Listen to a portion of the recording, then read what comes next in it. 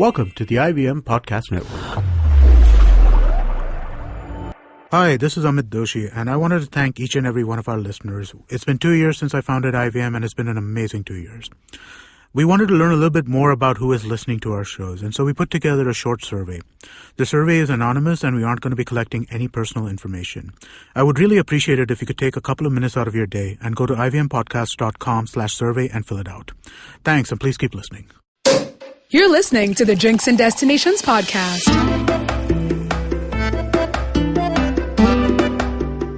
Welcome to the Drinks and Destinations podcast with Rojita and me, Sameera, and we have another very exciting topic and a D&D chat interview today for you guys. But first up, Rojita, do you know that anywhere if I want to go to get trained and qualified on wine and spirits and beverages, is there any way I can actually do it, like a formal training?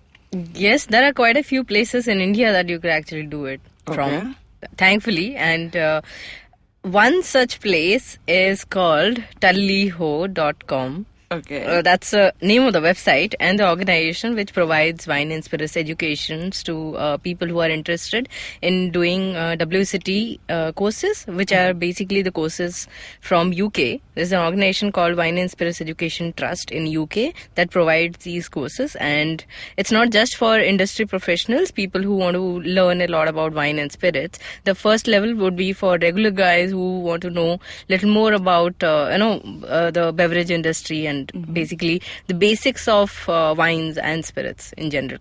Well, so good news for everyone out there who actually wants to get a formal training and was looking for the right platform. You can actually do that. You can log on to www.talliho.com and get more information. And how can we not talk about this name, Talliho? Well, for everybody out there who's probably not from India listening to us, let us tell you that it's not some complicated, deep meaning. It just means get drunk. Exactly.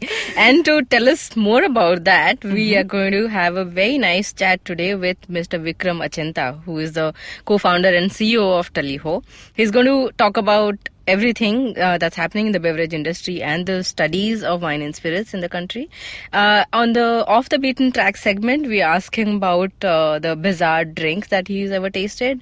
Then in the About Town segment, we are asking him about his favorite drinks destinations in the country. And we also ask him about some budding mixologist names that he's going to tell us. So stay tuned. Absolutely. Stay tuned. We have Vikram Achanta in our D&D chat section. Hi, I'm May, and I'm a huge fan of the indie music scene in our country. A scene that's relatively underground, even though it sometimes speaks its head overground. But there's no shortage of talent, and I get the privilege of interviewing some of the most awesome musicians on my show. I've had the likes of Euphoria, Kirsch Kale, Hardcore, Randolph Correa.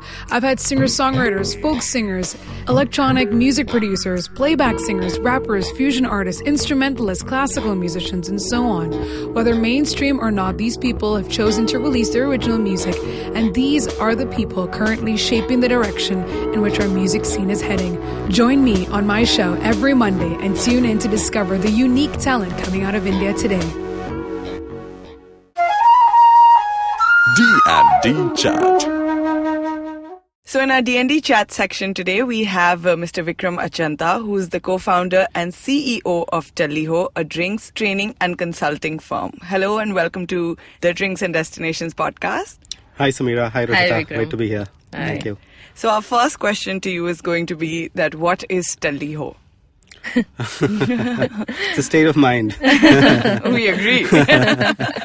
But moving beyond that, Talliho began as a website back in the first .com boom and bust which happened in 1999 and 2000. And it evolved from there to becoming a drinks training and consulting firm, which is what it is today. So we provide a range of training services around beverages, catering for the professional, as well as for the consumer who wants to pick up some of the finer aspects of drinking or drinking out, in terms of cocktail making workshops or wine tasting sessions or learning about whiskey or beer. And it's not just alcoholic beverages. We also work with different non-alcoholic beverage companies and provide services to them in terms of training or recipe development for their brands. Mm-hmm. But why did you choose this name, Talli Ho? Because it's very interesting. And I remember I was traveling abroad one time, and someone asked me, "Have you heard of this website in India? It's called Tullio." So he couldn't pronounce it correctly. But then suddenly I realized this is a weird name that a lot of people won't understand. But there must be some reason behind giving that name to I your know North venture. India will totally get it. Yeah, of yeah, but course. for the rest of the world. And Well, I used to work for IBM earlier. I was a consultant in IBM, so this is quite a switch in careers from that to this. And while I was still in IBM and my other co-founder was when the company he was with, we were having a couple of drinks. We were drinking some Bushmills Irish whiskey, in fact. Okay. And as normally is the case when you've been working for a while and you're wondering, what the hell am I doing, and I should be doing something else with my life. So we said, okay, we like to drink casually, not as connoisseurs or not as experts perhaps, but just casual drinkers. So we said, okay, let's do a bar review features, and the web was just taking off. So we said, let's make a bar review website, because nobody was talking about alcohol back in the year 2000. There were just restaurants and food, and alcohol was still very much taboo.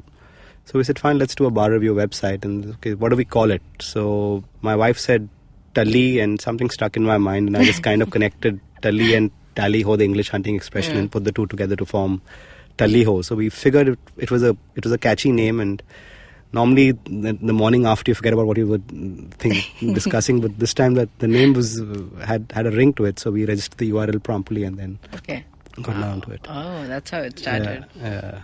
Great. So you also launched this bar products e-tail venture recently, Bar X, right? That's right. So tell us about it a little more. Well, we originally began selling bar products from talliho.com about 8-9 years ago. But I think we were probably far ahead of our time, and we didn't have platforms like Amazon and Flipkart to help us in terms of customer acquisition and order fulfillment.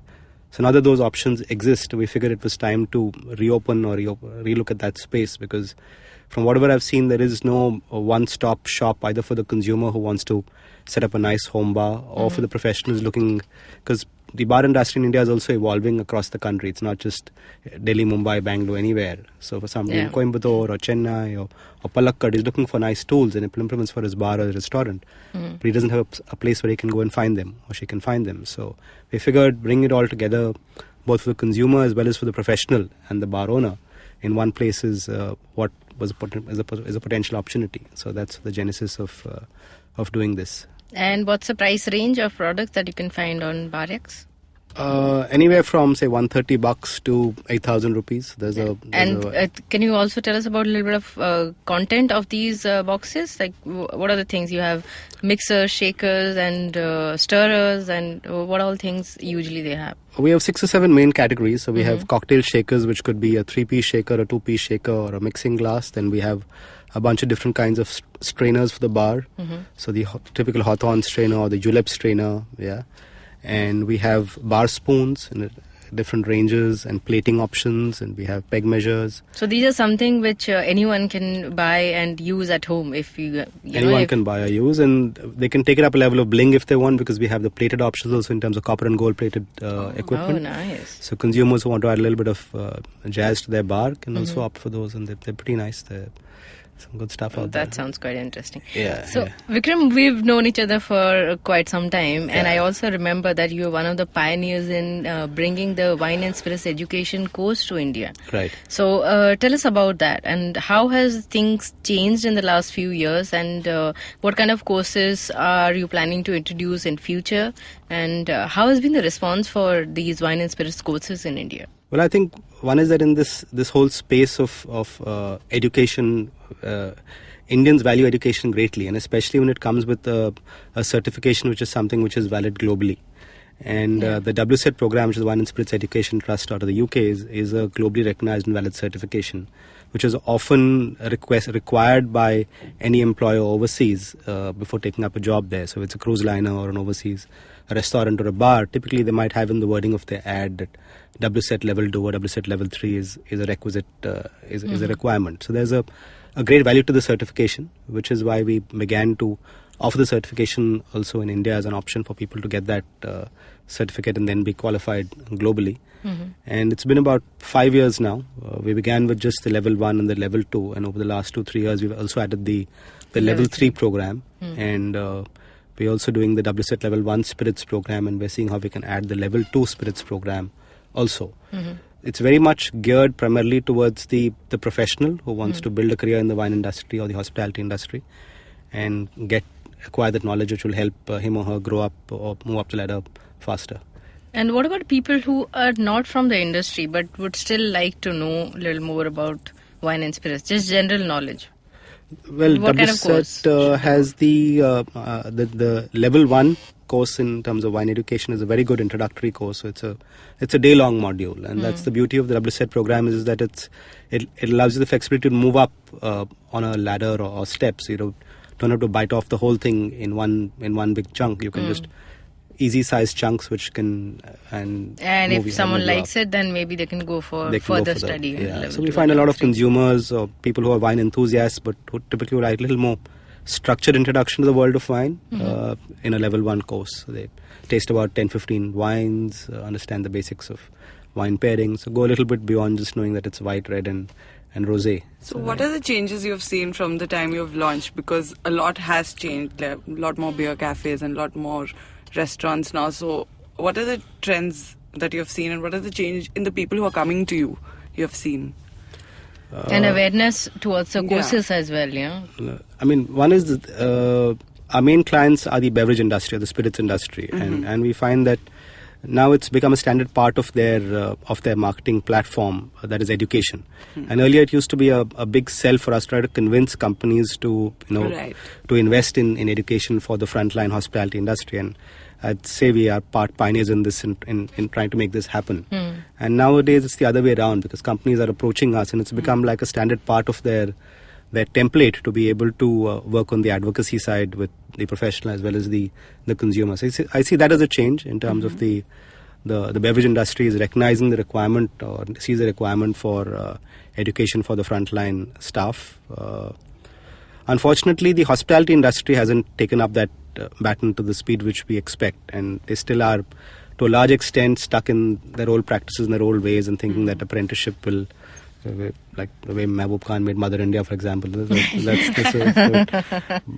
And it's sad because the hospitality industry in India is growing at such a rapid pace, but unfortunately the skill levels of the staff are not keeping pace with that. And I'd love to see that change faster. But they still feel that having a sommelier for a restaurant with a big list of wines is kind of a liability even now. So they're still not open to the idea of having someone taking care of the entire wine menu. So obviously I can imagine, training their staff members and getting them, rolled into a WSET course is something which is going to take some time maybe.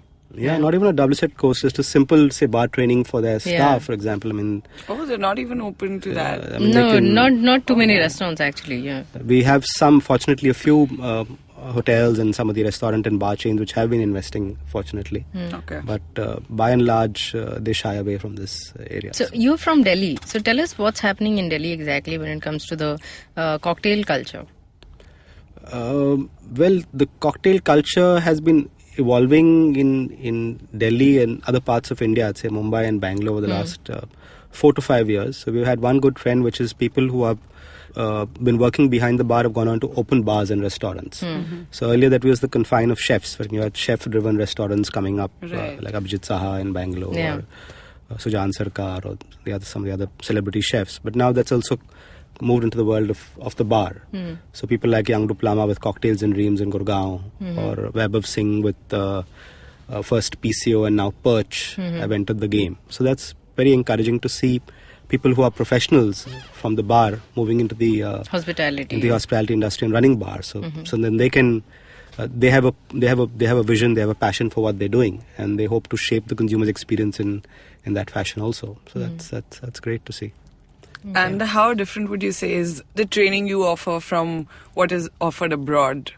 Just to add to that, sure, there is one more thing which is very important with regards to the question that you asked, Sameera, that when you train for WSET level 2 or 3 and you get the WSET level 2 and 3 trainings abroad, there is a big difference, and you know that difference, so you have to talk about that. I know one of the difference is that the accessibility to the wines. Yeah, Right. definitely.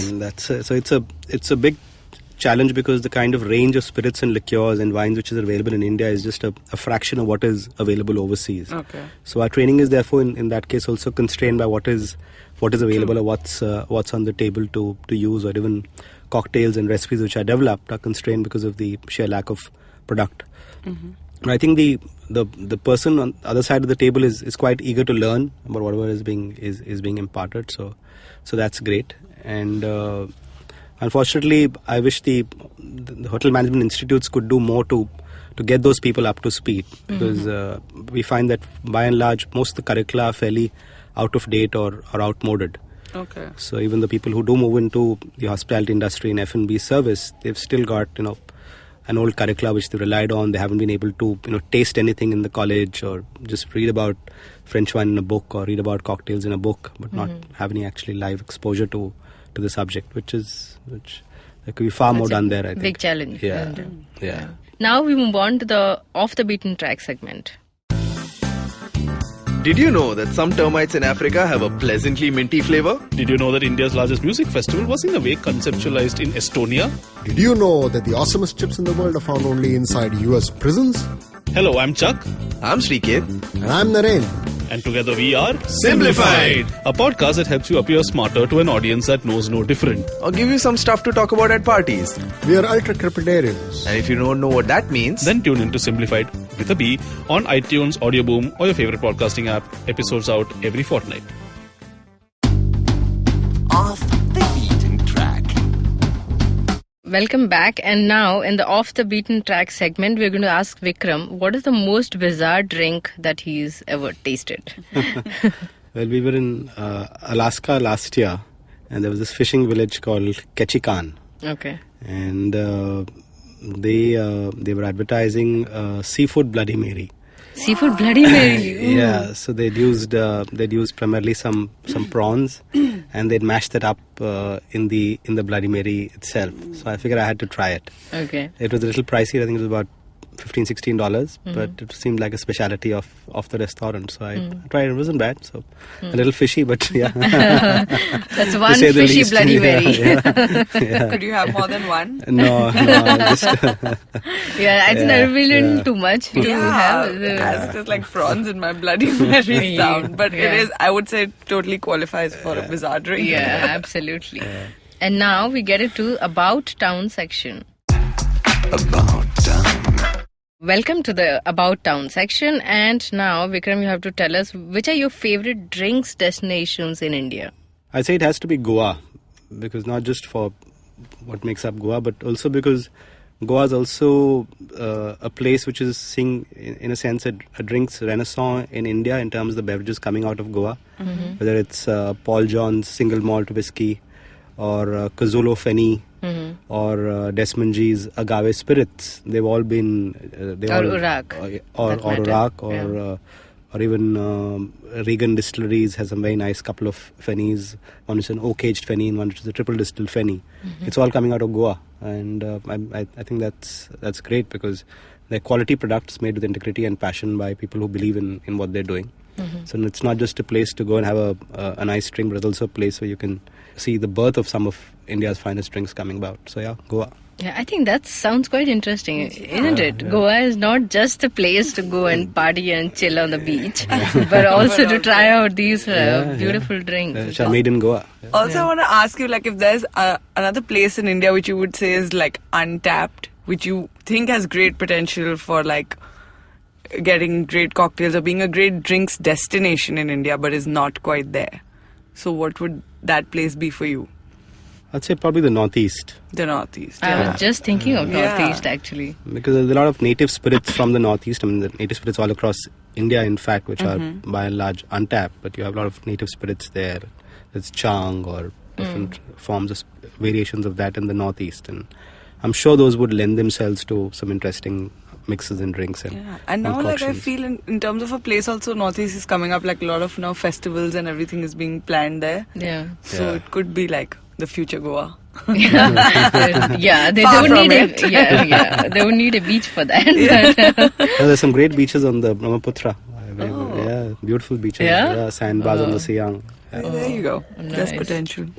and because you work a lot with these budding mixologists, who could you name few of the guys who are actually doing quite a good job? Because we have a lot of new young mixologists coming up in the industry right now. Yeah. And any name that you would like to mention?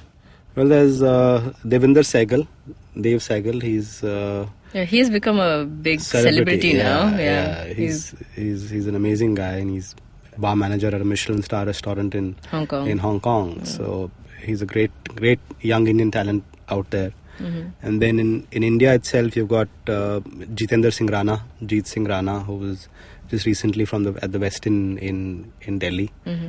Pawan Singh Rawat, Okay. also from Delhi. So these are two which I can think of. And what's been really great over the last few years is that a lot of cocktail competitions are being sponsored by drinks companies, which has given Indian bartenders the chance and the opportunity to showcase their skills on a global platform and also see what's happening around the world. So that's given them a tremendous learning and enthusiasm to continuously better themselves and to learn about their craft. Like Diageo World Class and Bacardi Legacy and Diageo couple World of Class, Bacardi Legacy. We are just running a competition with Brown Forman which is around Gentleman Jack, Woodford Reserve, and another whiskey. So again, it's a great platform for bartenders to experiment with different products and spirits. And Monin has their cocktail competitions. Yes, Somebody goes to Paris once in 2 years. So. And tell us about your workshops that you do for non-alcoholic. Oh, that's something interesting. Yeah, what exactly do they do? I If they're not think I drinking? saw a tea workshop, if I'm right. No. Yeah, we've done some tea tasting workshops in the past, and we're looking at restarting that with a startup from Bangalore called Tea Box. Okay. It's they make a great range of teas, and both in terms of loose teas as well as tea bags. Okay. And really, it's about people take tea very much as a beverage for granted. Yeah, it's like what's the big deal about tea? But India has a great heritage and history when it comes to tea, and a wide diversity and range of teas which we offer to the world. So I think teas just got a little left behind by coffee, perhaps. So as a beverage, it probably needs to be discovered and get that cool quotient about it. So what does the workshop include? Whenever we're dealing with a consumer audience, we need to ensure that it's a mixture of a little bit of information and a fair amount of entertainment and a fun quotient. So you will taste some teas from different parts of India to understand the differences between a Nilgiri tea and an Assam tea. It's like your wine tasting, but with tea. But we'll also end up with a nice, fun, like a mocktail or a cocktail competition where you can make your own iced teas, for example. Oh, wow. Yeah, so we'll give you a bunch of different kinds of That's flavored teas and interesting. ingredients in a magic box, and say, go ahead and make let's see who makes the wildest or the wackiest iced tea. So just get people to go crazy, and they love that element of competition and experimentation. MasterChef has driven that. Oh yes, now absolutely. Yeah, I know. Now everybody wants to be a chef or a mixologist. It's fun. Wow.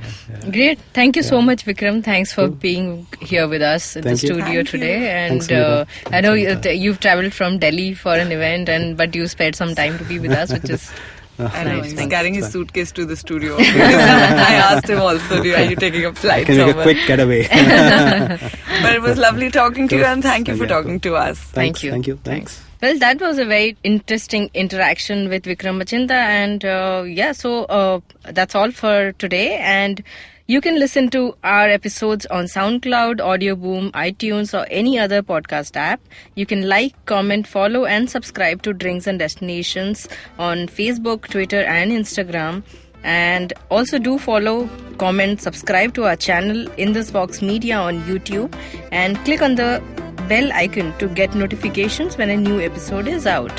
While all of us love our tipple, make sure to drink responsibly. Thank you so much. Bye-bye. Hey man, just help me out, man. I need some podcast, man. I haven't had a fix in a week. Just need some.